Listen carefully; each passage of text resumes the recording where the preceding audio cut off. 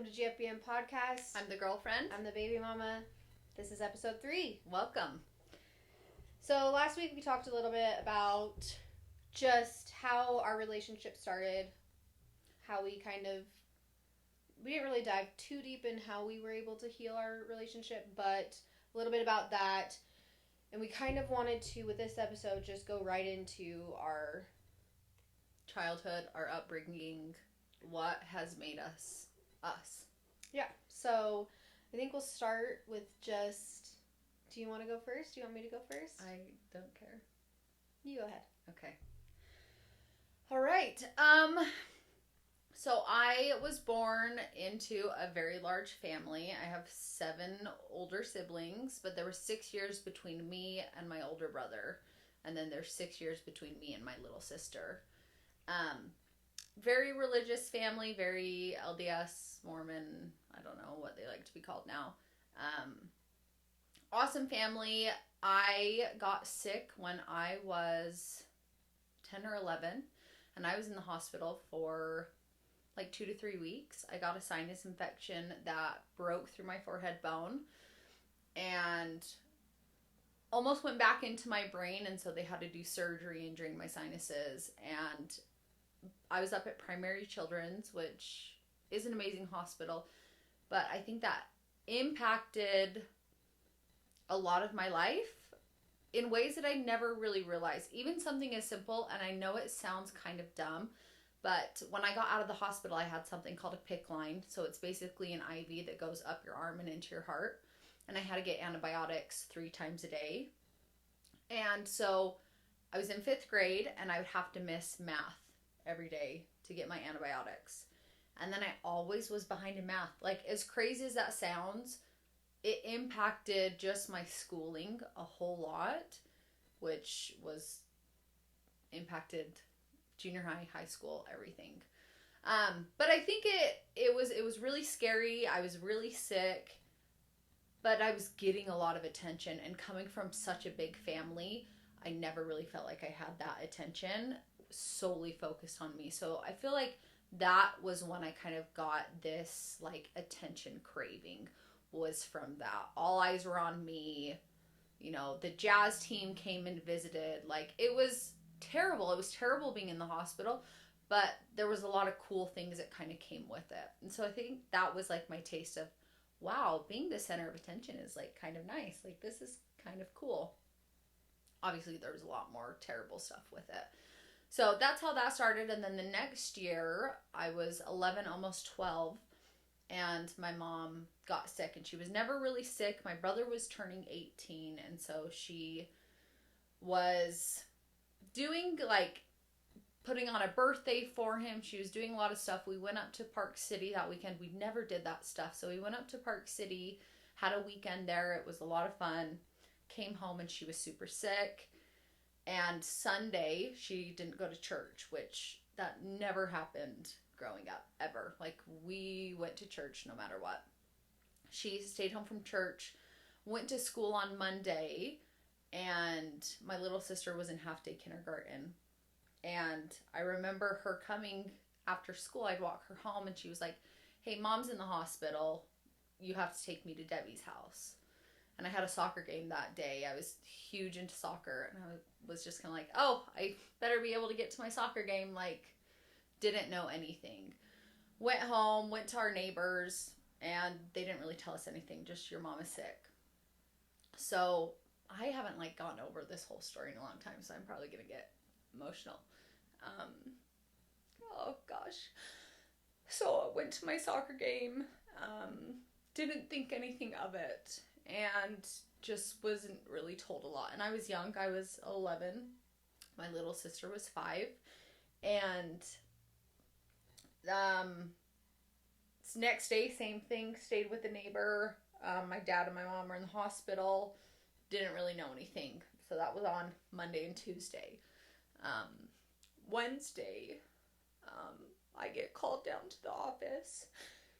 And my sister is there. My sister is married with kids. And they said, we need to go to the hospital and say bye to Mom. She's not going to make it. And it was such a shock of, Mom is sick, she's in the hospital, to we need to go say goodbye, she's dying. So we went up to the hospital, all my family came. She was in a coma. They thought she had been having seizures, and was just, I don't know if she was in a coma or was just gone. She was just out, and she'd been biting her lips. That's why they didn't want us to see her, because she looked so like deformed. But then it got to the point where they thought she was going to die, and so we had to come and see her. And it was very just crazy to be in that moment and to see her and all of this happening, especially because I had been in the hospital the previous year, and so it was just a lot of emotions. She ended up doing okay that night. They thought she was going to die that night. She ended up like slowly getting better.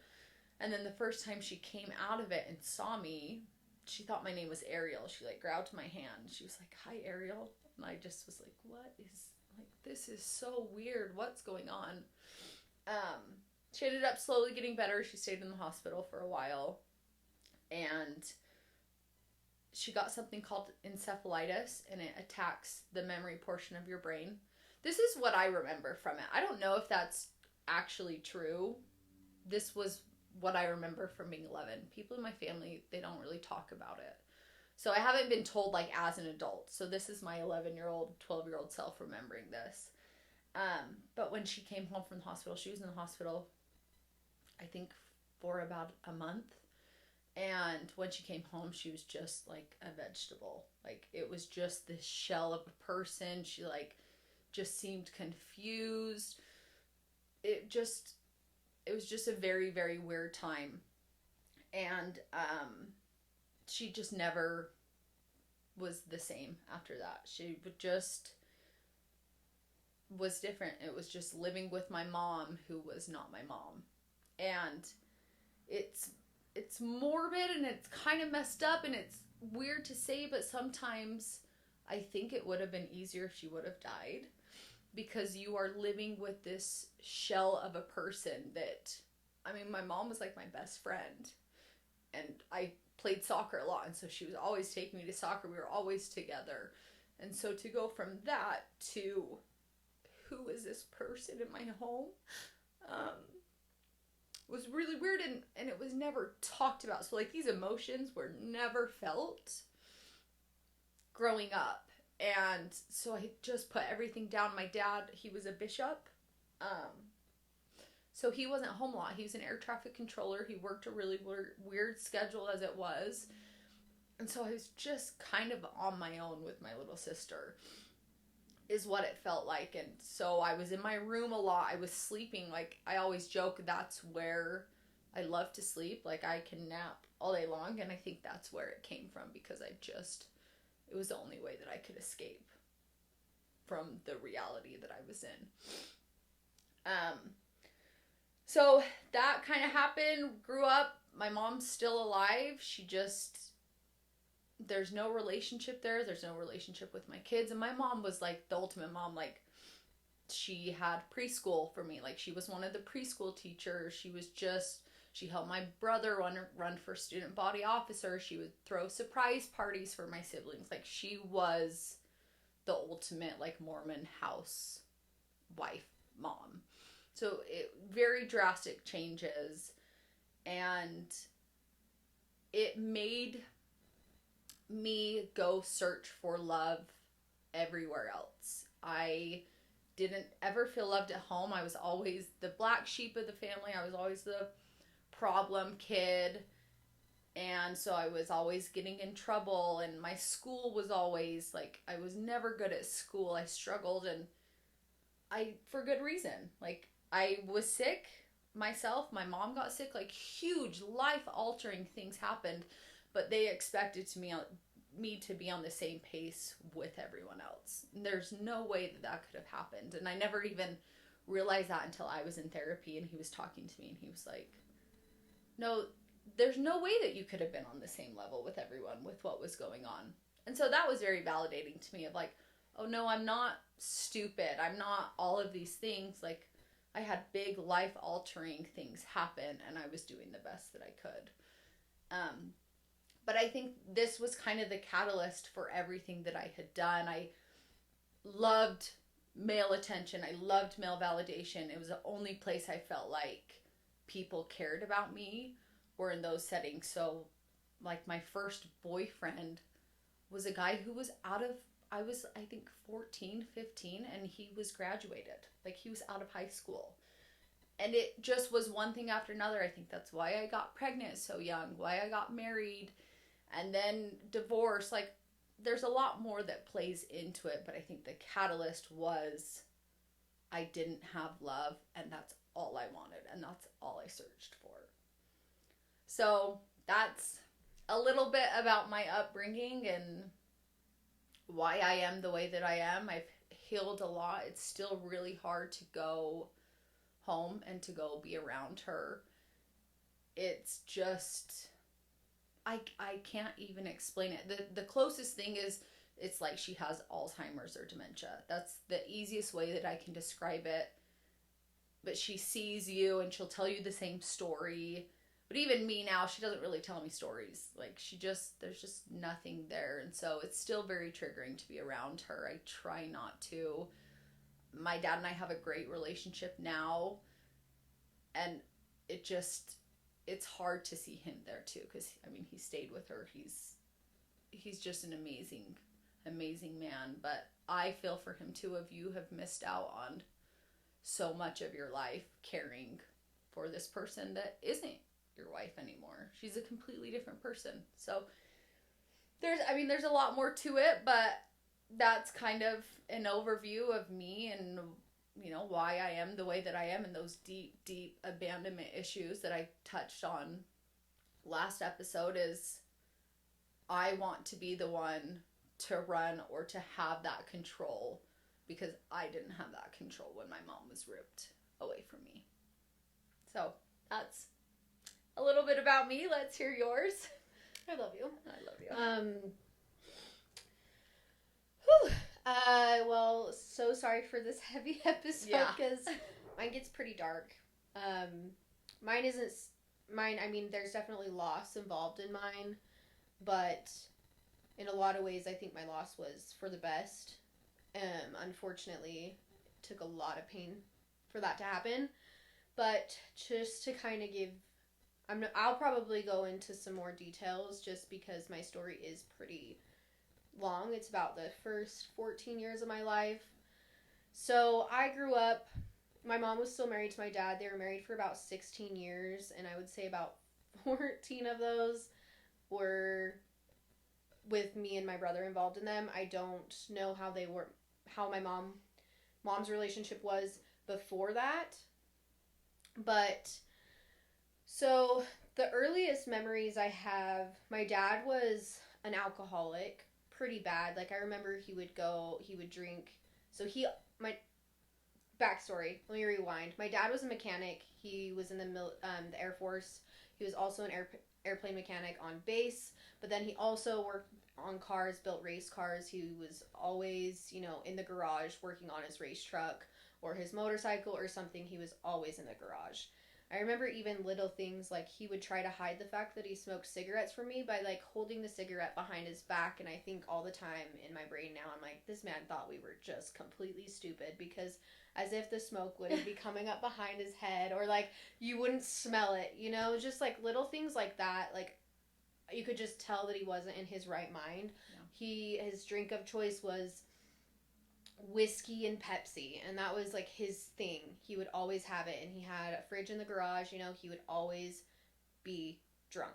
And honestly, my dad, when he was drunk, it was 0 to 100. It was either he was so happy or he was so angry and terrifying. And I remember this from very early on in my life, just because it was such a tense household. He definitely think he tried to hide it from us for, you know, the first couple years, but later down the line, I asked my mom her first memory of my dad being abusive towards us kids, and I never asked her the first time with her, because that's her story, and I know, you know, that's her own healing that she needs to work through, and I don't necessarily need to know those dark parts of her life.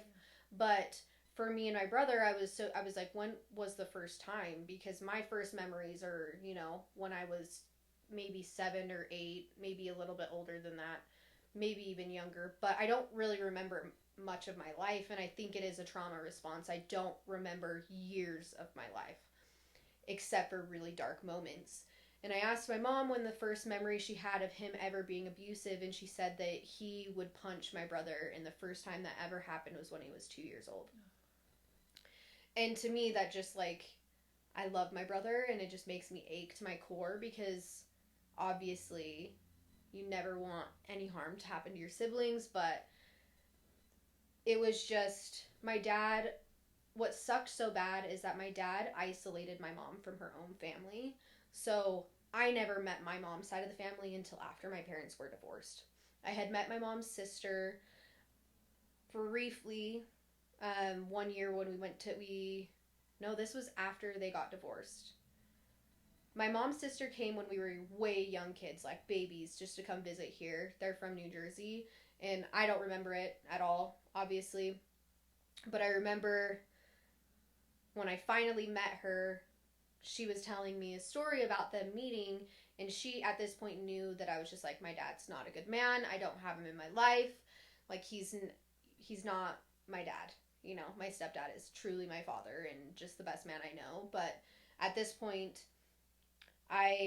we were in Florida visiting my mom's family, because when I turned 16, I flew out to Florida where my grandma lived to meet my family by myself, because it's like, I want to know my mom's side of the family. Like, I've never met them. I want to go out there. So I flew out there by myself, and then I went back after I had August, and my aunt came and visited, and we were in the car and we were talking, and my aunt was like, yeah, I remember when I came to visit you guys. I can't remember what exactly happened, but your mom was crying, and she's like, and this is she's like, and obviously I know there was more details of the story that she didn't want to disclose with me, but she told me, she's like, yeah, I punched your dad in the face, and I told him if he ever hurt your mom again, that I would come out here and like, yeah. Her sister. Yeah. Aww. And I was like, oh, I love the women in my family, you know? But just to go into, like, I have dark memories of my father.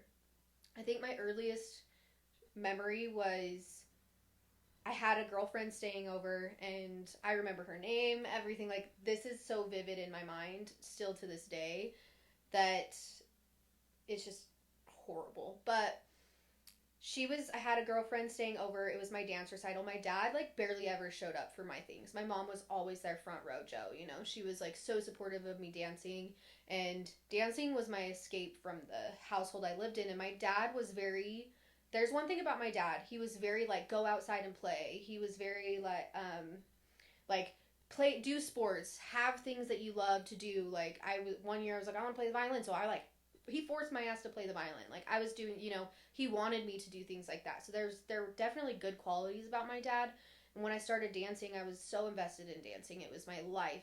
I danced every day. I danced during the weekends. I had competitions.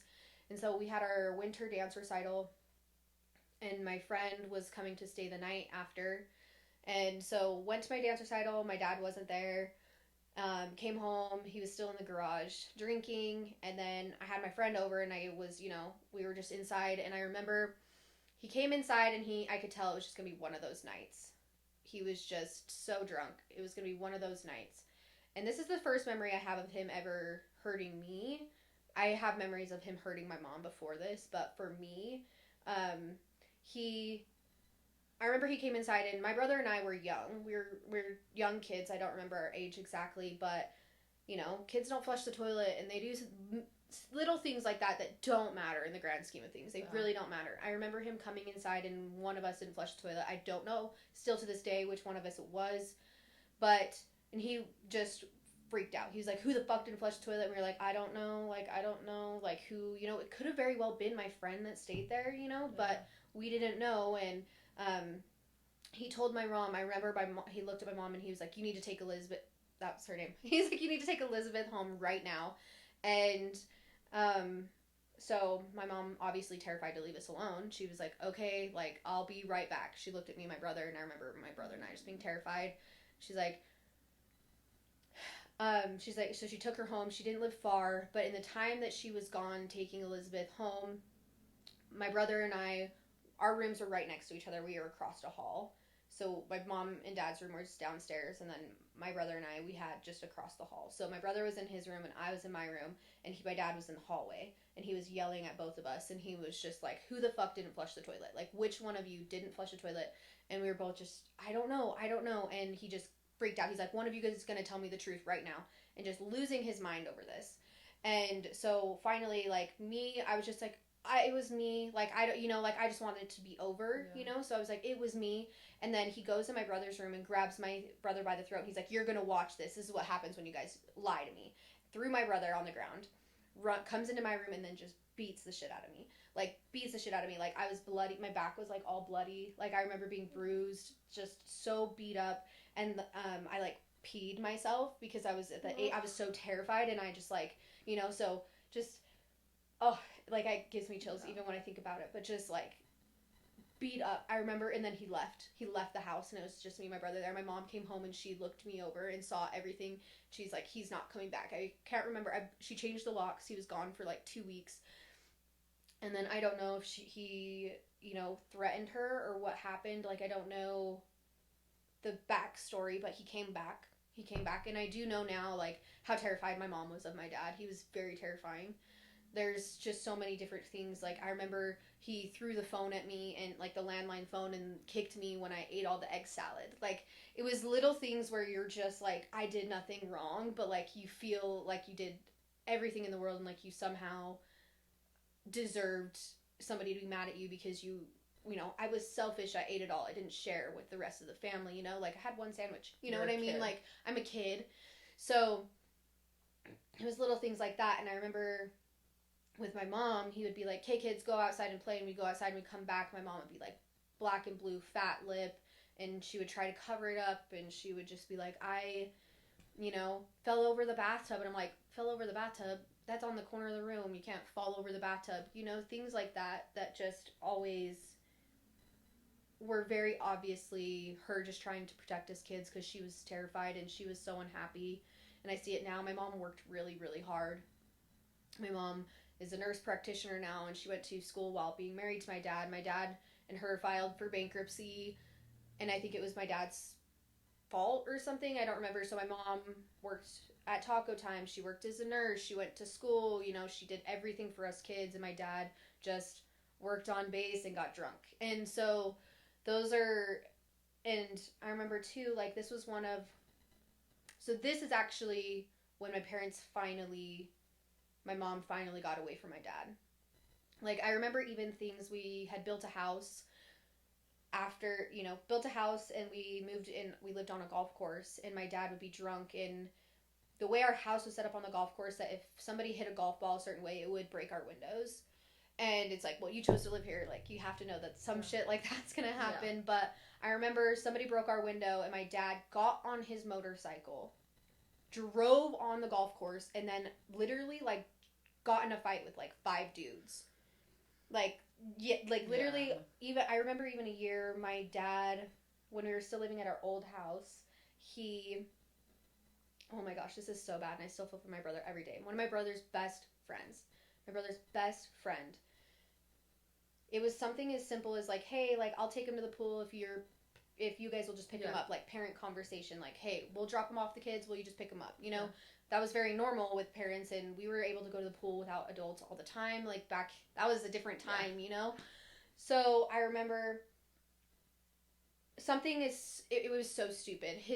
My brother's friend's dad said, like, he couldn't pick us up or something, and then my dad, like, lost his shit and was like, we dropped him off, like, he can pick the kids up, and just got so mad. My dad was drunk, went over to his house, pulled his dad out onto his patio, beat him up, threw him off the patio. This man, like, broke his leg. Like, my dad got arrested, got charged with all these things, and my brother's friendship with that kid, like, he could never really see him again. Like, his dad was like, and in that moment, what's so sad is, like, we're just kids, and, like, this is the man that we live with. If he can go over to somebody else's house and do that, what's he doing at home? Nobody did anything. Like, obviously I had close friends that knew what was going on, but nobody talked. And so that, like, hurts me still to this day, that there wasn't a lot of protection from anyone else going on. if I ever knew of a kid being hurt, like I would do something right away. But um the what really finally my mom was finally able to get away from him. I remember, like, from when I can remember, just begging my mom to divorce him. I remember laying on the couch in our old house. This was before I was even like 10, just like laying with her on the couch, just begging her to leave him. And um, we had moved into our new house at this time, and I was a cheerleader, and I got really bad grades this year, which is like, my dad was like, you guys have to get 4.0s. Like, there was a lot that we had to do on top of all the distress and fear we experienced. A lot of expectations. Really high expectations. So I was like really, really terrified of doing bad. But this was the year my plate was just too full, and I was in 7th grade. Like, there's only, I was in 7th grade, my plate was too full. And my, I had come home, and I had to, like, because my grades were bad, I couldn't do cheerleading for like a couple games or something. I got suspended or something like that. And I remember coming home, and we were sitting at the table, and my dad was really furious about me getting bad grades. And I can't remember exactly what happened. He was looking at my brother and yelling at my brother about something. I think my brother got bad grades too. He was yelling at my brother, and I just kept looking and yelling at me. He was yelling at both of us. And I kept looking at my mom, like, Mom, do something, please. Like, he's starting to get scary, like, it's starting to get to that point. Like, what's going to happen? And I remember him looking at me and just being like, don't fucking look at your mom again, or I'm going to beat the shit out of you. Just, like, don't fucking look at your mom. So I'm sitting there, like, panicking, like, don't look at my mom. But, like, that's your first instinct when you're a young kid and you're, like, scared and you need help. You're going to go for the person that has always cared for you in that way. Like, my mom is an amazing person, and she did everything she could to protect us. But unfortunately, like, when you're in that household, like, there's nothing she could have done differently to stop it, because without, harm being done to her. And I don't hold that against her at all. But and then I messed up, looked at my mom again, and my dad started coming around the island, and this is the first time my brother really stuck up for me ever, because it was scary either way. And he was like, don't fucking touch her. I remember this for my first, like, this is like the first time I ever heard my brother swear anything. And I just remember it was the middle of winter time, and my brother was like, don't fucking touch her. And my dad just, like, 0 to 100, like, what did you say? And my brother, just terrified, no shoes, nothing, runs out the back door and runs, books it, leaves the house. Like, he knows, like, something bad's gonna happen. My brother leaves. My dad's like, well, he's not fucking coming back. Locks all the doors. It's literally the middle of winter. Keep in mind, we built a house, so we lived in a new subdivision. There were definitely houses being built, but my brother, he just, like, ran to one of the houses and, like, holed up in one of the empty houses, because it was the evening time, and just, like, hid there. And I was, like, panicking. So me and my mom, like, go out looking for him. We can't find him. And so that night, my dad got, like, even drunker. He always had a lazy boy. I'll never own a lazy boy. PTSD. I just remember him always, like, just really drunk on the lazy boy. He would always pass out and snoring, kicked back on the lazy boy. And that night when my dad went to bed, I unlocked the front door, and I was like, I just hope he comes home. Like, I hope he comes home. It's literally the middle of winter. He's not wearing any shoes. He wasn't wearing a jacket. Like, I'm panicking. He's my brother. He's the only person that, like, lived this with me and experienced this with me. So I was just begging him in my head to come home. My bed, I had a twin bed, but I had it really high up off the ground. So easily somebody could fit under there. So he came home really late in the middle of the night, and he's like, I need somewhere to hide. I don't know what to do. So I made him a bed under my bed, and he stayed under my bed, hiding under there, until my dad left for work the next day. And my mom was like, we're leaving. We're getting a restraining order, and we're leaving. And I remember we, like, packed all of our things up as much as we could, and we moved in with my mom's friend, because her husband was a police officer. So we felt safe that way. So they let us live with them for a little while, because my mom was like, I don't know what to do. Like, this man's terrifying. And I remember, like, one of my best friends, over Christmas time, my dad was texting me, because I was the one in my family, like, out of my brother and I, that was, like I've said in the last episode, I'm a very forgiving person. And so I had a hard time not trying to create a space where I felt like he could heal or mend our relationship, or like get help. I was like, hey, like if you're sober, like we would text here and there, and he would say really hateful things like, I wish we would have aborted you, or like you're a loose whore, just like stuff you don't say to your daughter, just like an evil, really messed up in the head man. And so, but I would still try. I'd still try. I was the only one that I would like, well, we can go to dinner and see how things are. And I would really try to mend that relationship with him. But my mom was like, this only safe thing we can do is live with these people because, there's a police officer there. My dad was very terrifying. While we were gone, I remember it was over Christmas and I decided to stay with one of my best friends. She remembers all of this too. And he was texting me and he was just like, I'm gonna kill myself, and just like going into that, like, and it's all your guys' fault kind of thing. And I was 13 at the time, and I didn't know what to do. I'm like, my dad's texting me over Christmas break that he's like gonna kill himself, and I don't know what to do. He's still at the house that we lived in. So I'm sitting there with my best friend, and I'm like, I don't know what to do. So I called the cops, and I was just like, hi, like, I'm 13. Like, my dad is texting me this. I don't know what to do. This is our address of where we live. We have a restraining order against him, And so the cops went there, and they had found my dad, and he had taken all of the pills in the house, and they found him in the trunk of his car. He had locked himself in the trunk of his car with all the pills that he had taken in the house.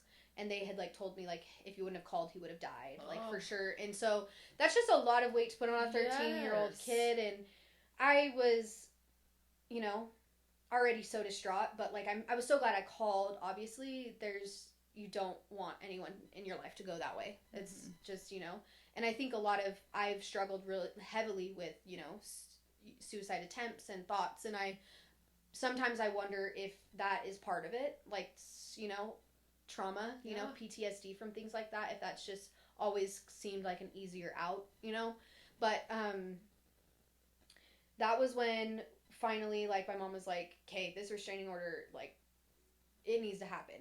It was done. We, like, went to court. Divorce was finalized. We had a restraining order against him.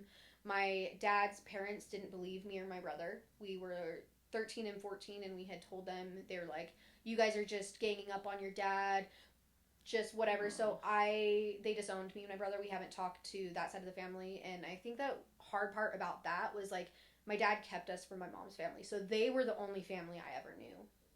So it was just, and then while we had a restraining order, we got an apartment. My dad found out where we lived. And this was one instance. My mom got in her car and she was like, something's driving weird about my car. So we lived at the apartments I live at now, actually. Really? Yeah. And so we live right by, there's a Discount Tire right here, right next door, and so she just drove straight there. She just got in her car, drove straight, like, literally within the time it's across the street. She was like, something's off. She didn't feel safe. She went there, and all of the bolts on her tires were loose. And so, like, little things like that, like, my dad was obviously, like, there's no way that all of those just got loosened, And then there was one time, we were leaving for school. My brother and I went to different high schools at this point, and my brother was running late, and my mom walked out the door first, and I came out the door, and my mom was standing there, and she was, like, waving at me not to come through, like, the walkway to, like, come out into the open. My mom was, like, waving not to. And then my dad was like, pick up a phone right now, and and he's like, and I'll kill your mom. And he, like, had pulled a gun on my mom. And I was just like, just terrifying. And he was just, like, had a gun behind his back the whole time. And I was just like, what do we do? So we called the cops, and then he got in, like, a highway speed chase and got arrested. And what's hard for me is that I just felt like I had no protection. Like, there was, like, even the cops, I feel like they didn't do anything. I feel like the system didn't do anything. There was nothing happened to my dad. Nothing. He didn't get charged with anything. Like, what blows my mind is that all of this stuff was happening, and we were trying so hard to fight it, but still, they did nothing. They did nothing. But yet you can get arrested for a TV off the wall. Exactly. So just things like that. And I mean, once I had August, I felt like I needed to try to reach out to him and make amends in a way. And, if he wanted to be in August's life, if he was in a good place, I would have allowed that. And nothing against my stepdad. He's the best grandpa in the world. I don't know if I had this longing for that relationship to be healed because I was becoming a mom. But I reached out to him, and I remember, and I was actually with one of the people I danced with for a long time. I was up by the U of U, and I was taking photos for her because she was running for like Miss Utah or something. And I was texting him while I was with them, and I had asked him just to like meet and stuff, and he just went off. This is when he was telling me, I'm gonna lose Hori, wish I was never born.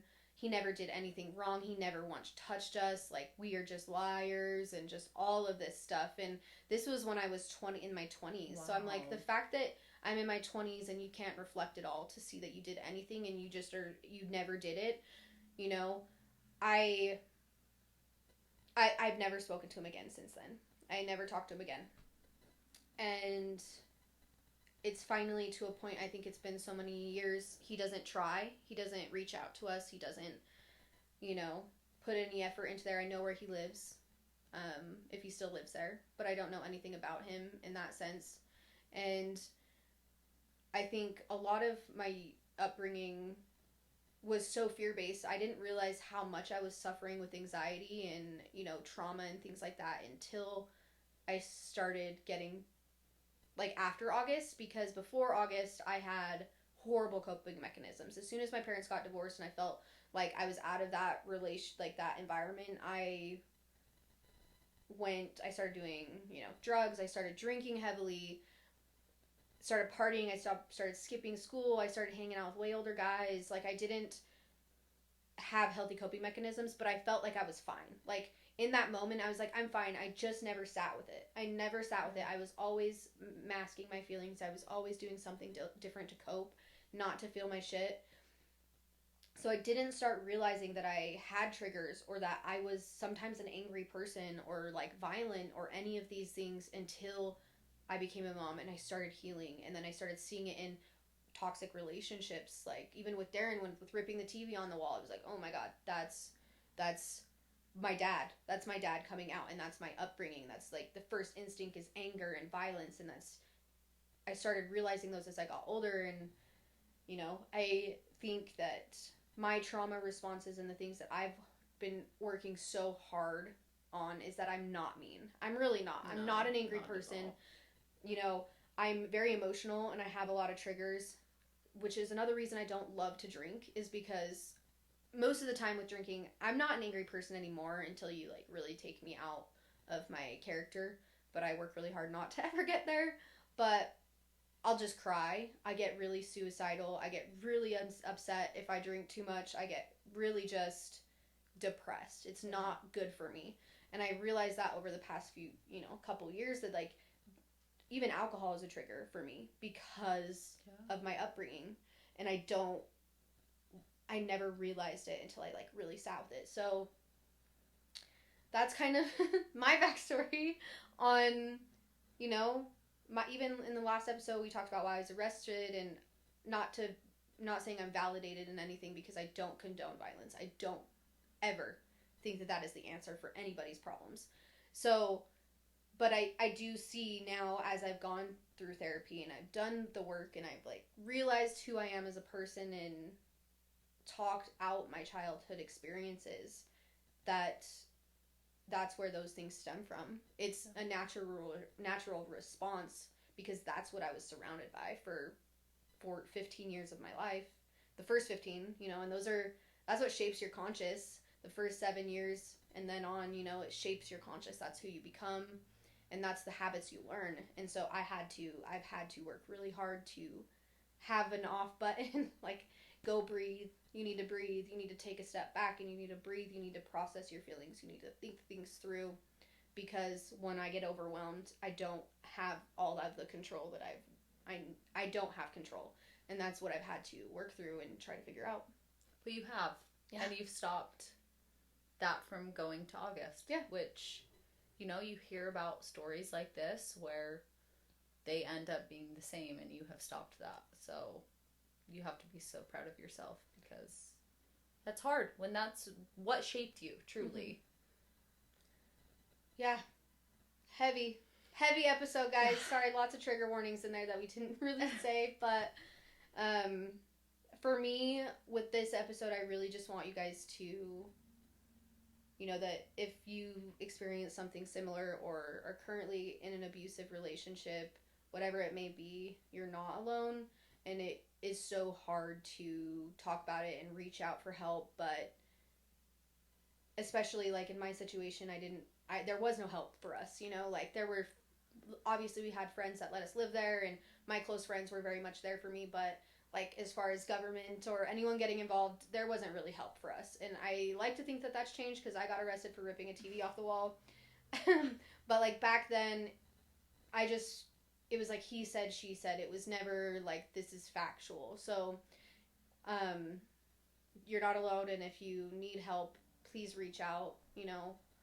I don't want anyone to be in such a serious relationship that you feel like you can't escape it, because it is hard. But there's definitely help out there and support groups and lots of people to talk to. And if there's one thing I learned, don't say no to therapy. My mom tried to get us to go, and I refused, and that bled into my adult life until I decided to go. So therapy is positive, and it is the answer. Well, so. And it was the same for me when I had a suicide attempt in high school, and they made me, like, the hospital makes you agree to go to therapy. And so my dad got me a therapist, and all the therapist wanted to talk about was my mom. And I was like, no, I can't go there. I don't want to go there. And so I hated her. I hated going. I went a couple times, and then I told my dad, like, I'm fine. I don't want to die anymore, which was a lie. Like, that's all I ever wanted to do. But you have to be in the right space, and maybe it was at the therapist. Maybe I needed to try to find a new therapist. But I think being open to it and knowing that it is so hard to open that up. I never talked or cried about my mom for years and years and years. And then once I did, I allow myself to. Like, sometimes I feel dumb. I'm like, I should be over this by now. I shouldn't be emotional about this. But I will be, and it will come and go, and there'll be times where I'm like, it is what it is. Other times I'm devastated, and I mourn for all the ages of me that didn't have my mom. When I had a baby, I wish she would have come and been the mom that comes and helps you after you have a baby. All those things I still feel, and I still take the time to mourn and process that. And I do feel like it has helped so much, and going to therapy on top of it, and just talking and just realizing, oh, this is why I was this way. This was my natural reaction. Okay, now I can pinpoint it and do, in my therapy, I'd always call it your wise mind. When you can get into your wise mind and react in a rational way, feel it, and then move forward with that. Yeah, and I think, I have an anxious attachment style, and I, like we talked about, the foot zoning healing work, and she had talked to me in that, and, that I'm very clairvoyant and intuitive, and I suppress that, and I go off my anxious attachment style, and it's absolutely true. And with my anxious attachment style, I think in a lot of ways I create problems where there's not problems. And in my past relationships, or, obviously my past too definitely had problems. But in a lot of ways, when there wasn't a problem, even in like my last serious relationship, it was not good. I knew something was wrong, but then it would get better, we'd make it fine, and then my anxious attachment style would create conflict because I wasn't safe in that relationship. I didn't feel safe or secure. And so I think in a lot of ways that stems from always being anxious. Like, I was always doing something wrong. Nothing I ever did was right, And so I think that just therapy is a beautiful tool, and I think that everyone would benefit by going, because even if you didn't have a hard upbringing, like Mallory and I's upbringings are completely different. There's two different kinds of loss. I lost my dad the moment I had one, and she lost her mom in a very different way, but that doesn't mean that we didn't have equal problems that we had to work through that were shaping us as people. Yep. So I think everyone, no, even if you Yeah. have a good and you think and you're like, I had a great upbringing, I think there are still things there that you can explore. And maybe it's not with a therapist, you know. I know a lot of people can't afford one. I couldn't for a very long time. The kids, Madden and Oakley's grandparents, have been paying for their therapy for a year. Like, I'm very fortunate to have gone to therapy as long as I did. But even just talking to someone or having a safe person to talk to and kind of dive into those things and go, hey, maybe I do want to talk about this. Maybe I do want to try to discover, and maybe that's journaling, or it's helped me when I've taken mushrooms and I can kind of go to those places, or breathing exercises. I think there are a lot of options where, no, I don't think therapy is the end all fix all. I went for 2 years talk therapy and I still feel like I have a lot I need to still work through, but it did allow me to open up. Before I went to therapy, I would not cry. I would not feel my emotions at all. And now I cry nonstop. So. And I think once I started doing the work on realizing that I did have anger issues and things like that, like I cry all the time. I don't get angry anymore. I just cry. Yeah. So, which is good. I would rather cry than be angry, you know. And when I went to therapy and counseling and things like that, they do specify on emotions and root emotions and secondary emotions, and anger is never a root emotion, it's a secondary emotion. So the reasons we're angry is for something else, you know, whether we're feeling jealousy or sadness or hurt or anything. Anger is a reaction to emotions, it's not an emotion in that sense. And so I think learning these things about yourself and, you know, how to feel feelings and opening yourself to those and the root of the problem, you're less likely to get angry. So, and you learn to communicate and along the way.